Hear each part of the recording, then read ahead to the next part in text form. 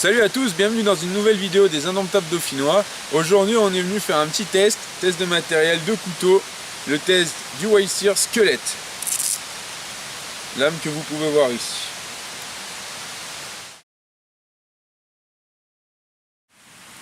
Bon voilà le coutal, on est quand même sur quelque chose d'assez sympathique à regarder.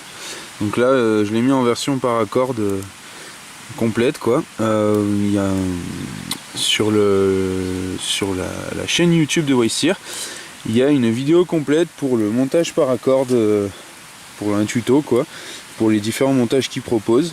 Et après si vous voulez, je sais pas si vous pouvez voir à l'intérieur, là on voit bien donc le squelette. Vous pouvez faire vos plaquettes en bois ou micarta maison, enfin bon, comme vous voulez. Donc il est livré avec ce petit étui en nylon, avec une coque plastique à l'intérieur pour pas découper l'étui, et le passant là est prévu plus large pour les plaquettes. Voilà, bon, rien de particulier. Maintenant on va parler du couteau. Donc on est sur un couteau qui fait 259 grammes avec la paracorde là complète, avec la petite boucle et tout compris, et qui fait 175 grammes sans l'étui. Donc juste le couteau fait 175 grammes. On est sur un couteau qui fait 23,3 cm pour 11,5 cm de lame, 11 cm de lame utile, donc après le casse-goutte jusqu'à la pointe, 3,3 cm de largeur de lame et une épaisseur au plus large de 5,3 mm. Vraiment on est sur quelque chose d'assez sympa. Un acier N690 autrichien, donc un super acier inox. Une dureté de 57-58 HRC. Bien sûr on est sur une émouture plate partielle, un fil en V,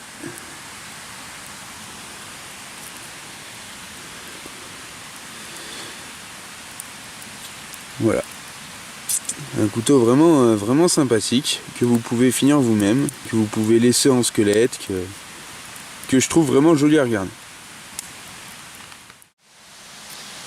Bon, on peut voir l'étui là, donc port classique, rien à dire, un scratch, voilà, rien de particulier, le couteau rentre bien dedans. Pour le fermer, on peut le fermer à une main ou pas, c'est pas l'étui le plus sécurisant. En même temps le couteau est vraiment assez léger, donc il se fait vite oublier, et la finesse de l'étui fait que, enfin bon, moi je trouve que c'est plutôt pas mal. Après c'est vraiment simple, mais bon c'est bien. En bas, au cas où on a deux trous, si on veut passer une paracorde pour l'accrocher là, à la cuisse. Rien d'extraordinaire, mais l'étui fait le boulot.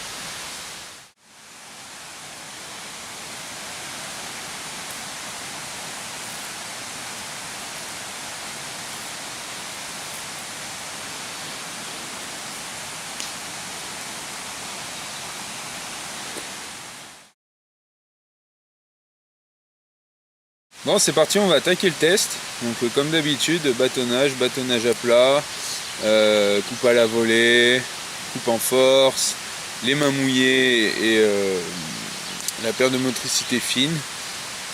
Enfin voilà, on va attaquer ça tout de suite. Bon, on va attaquer par le bâtonnage. Donc on est sur un couteau de 5 mm 3, donc il y a de quoi faire, il devrait avoir aucun problème à refendre ce genre de bout de bois.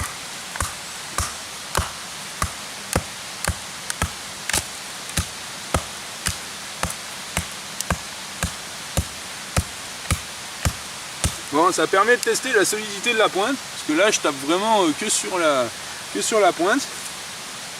On voit bien que le bout de bois a craqué. Bon, du coup il est bien fibreux et en bas il y a un nœud, donc on devrait s'amuser. Vu qu'on est que sur un manche en paracorde, on peut taper directement sur le manche.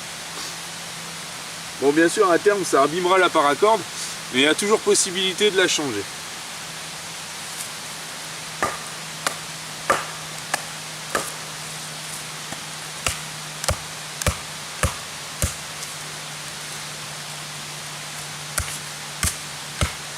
Alors bien sûr, pour ce genre de tâche, on a le manche qui rebondit un peu dans la main, ce qui est logique, puisqu'on n'a aucun amorti, mis à part la corde. Mais globalement, on n'aura jamais à refendre ce genre de bûche si on prendra la hachette.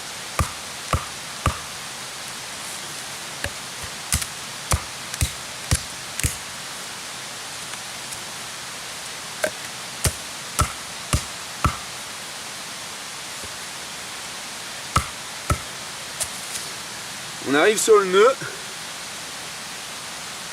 Il est en train de lâcher, donc on va finir ce job.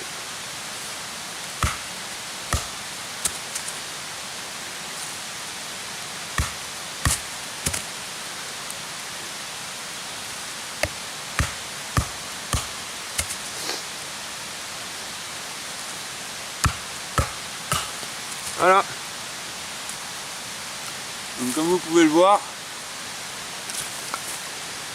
on est passé à travers un sacré nœud là, qui était là.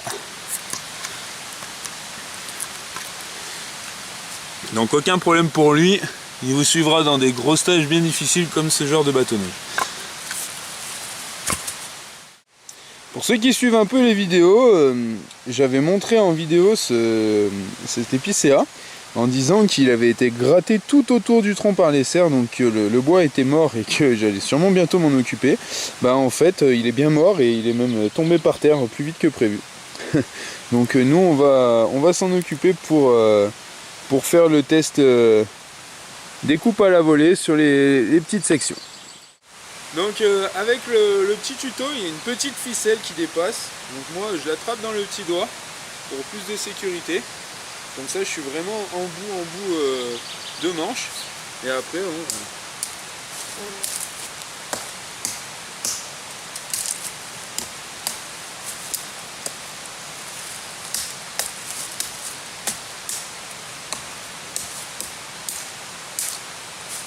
bon, c'est pas le couteau le plus adapté, en plus avec la paracorde, il a tendance à glisser. Mais, comme je le dis souvent, si on a vraiment besoin, on pourra faire avec. Donc on peut voir, aucun dommage sur le fil non plus, parce que c'est ce genre de coupe qui pose problème en général. Là, il n'y a rien du tout. Impeccable, le couteau. Bah, heureusement, le couteau subit aucun dommage, quoi. Mais on a eu des bonnes surprises. On va poursuivre avec le bâtonnage à plat pour venir couper cette grosse section et en venir à bout tout simplement. Alors là par contre il est dans son élément, il rentre tout seul dans le bois,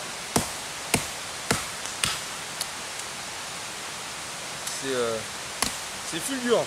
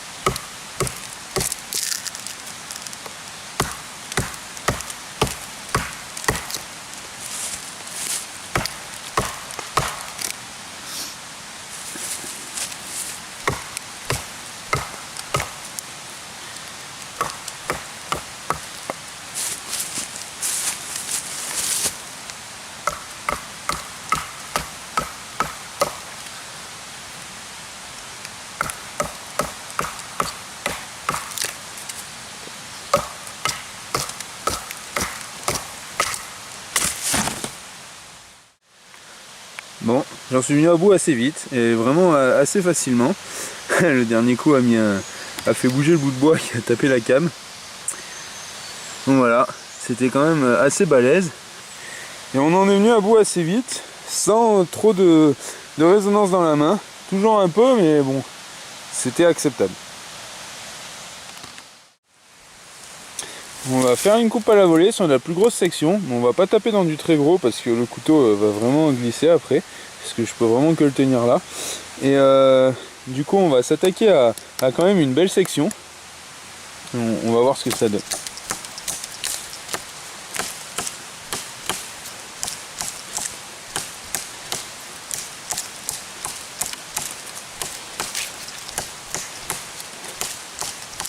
Bon, le couteau glisse vraiment. Je suis vraiment obligé de remettre assez souvent mon grip en place. En fait on hache plus qu'on abat, disons en coupe hache quoi. Donc ça va se faire. Un coup j'avais fait un test sur le Schrad, un Schrad que j'ai, le SCHF 13 je crois. Et c'était un peu pareil, c'est vraiment des couteaux, bon, ils sont pas faits pour ce genre de coupe. Manque de poids, manche pas assez épais. C'est pas fait pour, mais en cas, comme là, on va pouvoir réaliser.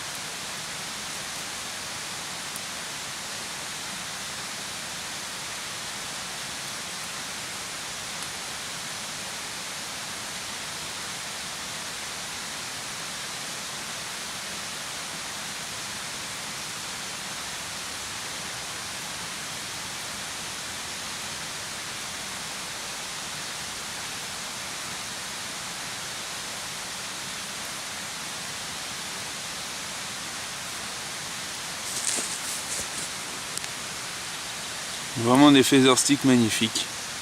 Super facile de les obtenir. C'est grâce à les moutures plates. C'est vraiment les moutures faites pour ça. Bien, on va passer aux coupes en force. Donc la coupe pleine main, la coupe inversée et la coupe sur le genou pour faire notre sardine et la planter. Alors bon, ici c'est pas le meilleur pour la planter, mais bon, on va essayer ça comme d'hab. On commence d'abord par écorcer notre petit bout de bois. Donc on est sur du bois super sec, comme d'hab. Et le couteau il rentre super bien dedans. On a une très bonne prise en main. Bon, après il manque un peu d'épaisseur aux manches, c'est normal, il est en paracorde. Après si vous en faites un en bois, je pense que le problème sera réglé. Moi je pense que j'en ferai un à l'avenir.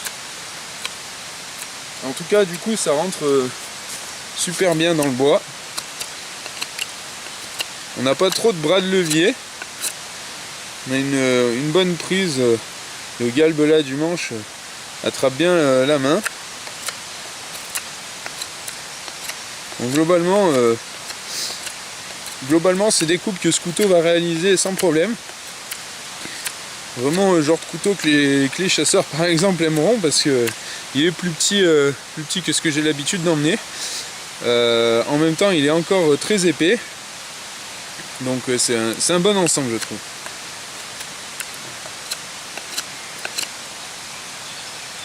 Et on va passer à la coupe inversée. Donc comme d'hab, venir attraper là. Alors soit on peut faire du très fin, même venir s'amuser avec la pointe par exemple.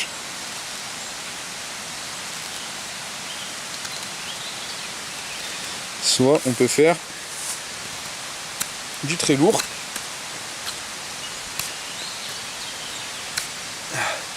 Et enlever des bonbons copeaux.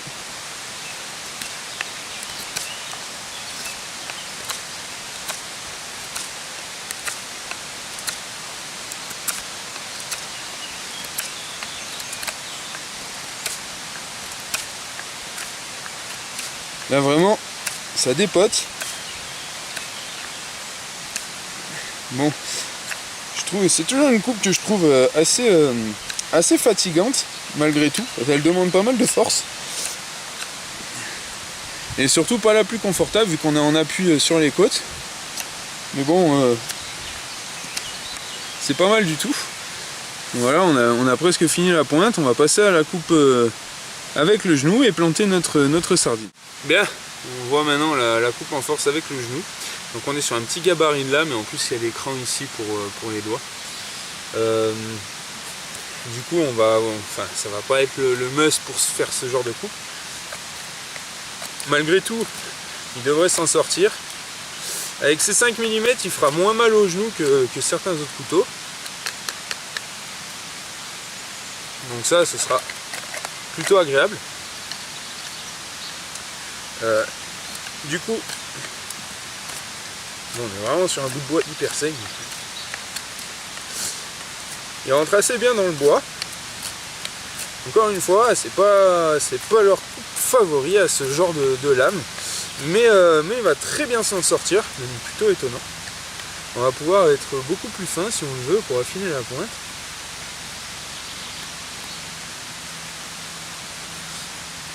Voilà, donc il va très bien s'en sortir encore une fois, et maintenant on va aller planter notre sardine.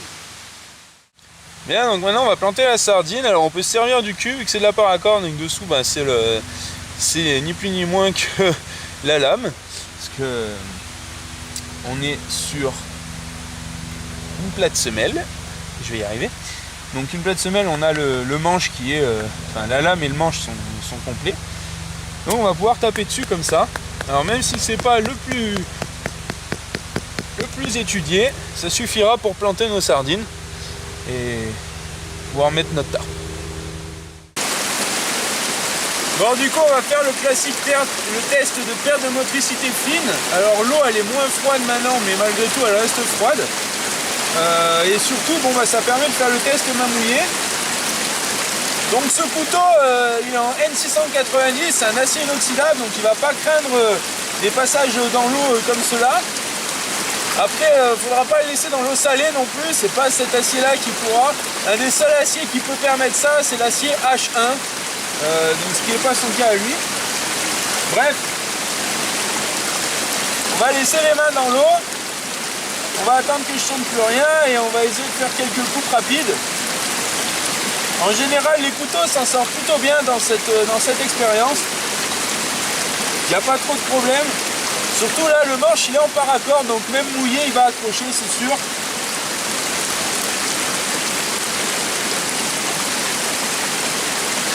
Bon, il faut savoir que j'habite à plus de 1000 mètres. Donc l'eau, elle est en général assez froide, même à n'importe quelle saison. Et là, ça pique sévère. Ah. Voilà, la prise en main elle est vraiment super, aucun problème, ça glisse pas. On va pouvoir se servir du couteau mouillé, on va pouvoir serrer fort quand on n'a plus cette belle motricité qu'on peut avoir par temps très chaud. Donc aucun souci pour les coupes grossières.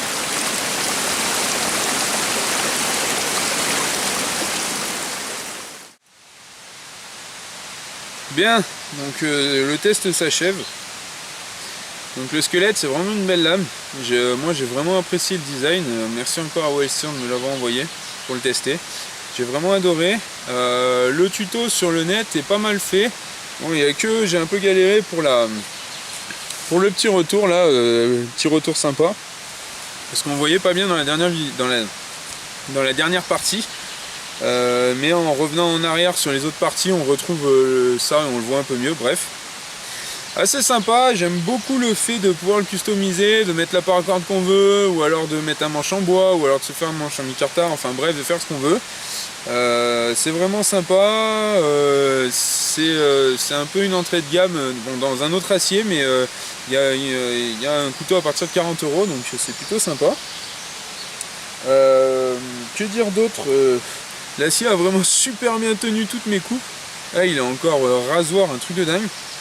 Et il a passé tout mon test. Le manche en paracord est un peu fin. ce qui est logique. Alors, on va pas blâmer le couteau pour ça. Super au bâtonnage, super en bâtonnage à plat. Par contre, vraiment pas bien étudié pour la coupe à la volée. Enfin, en même temps, c'est pas le genre de gabarit de couteau fait pour ça. Là, on est sur une vraie bonne lame d'appoint. On pourrait croire qu'il est gros, mais en fait, pas tant que ça. Bref, moi j'ai vraiment adoré. Que dire? Bah, pas grand chose. Peut-être proposer un autre style d'étui, genre en Kydex ou quoi, pour ceux qui sont fans. Sinon, pour le reste, la version testée en N690 a super bien tenu la coupe, super bien bâtonné, enfin elle a résisté à toutes mes coupes. On aurait pu encore inventer d'autres tests, mais j'ai pas trouvé l'utilité. Et dans l'eau, super, parce que c'est un inox, donc pas de problème. Et le manche en paracorde, alors là par contre il remplit toute sa fonction, il agrippe super bien la main. Donc voilà, j'ai pas grand chose à dire sur ce couteau, à part qu'il est vraiment très bien. Dans la série Wild Steer, j'avais déjà testé le Baby Wild que vous pouvez retrouver sur la chaîne. Le Baby Wild, je l'avais trouvé génial. Celui-ci est quand même bien plus balèze et je le trouve vraiment génial. Et bientôt vous aurez le Kodiak. Super lame aussi, à mon avis, il va dépoter. Voilà, rien d'autre à rajouter. J'espère que le test vous aura plu, la vidéo vous aura plu. Merci Charles encore et à ciao, bye bye.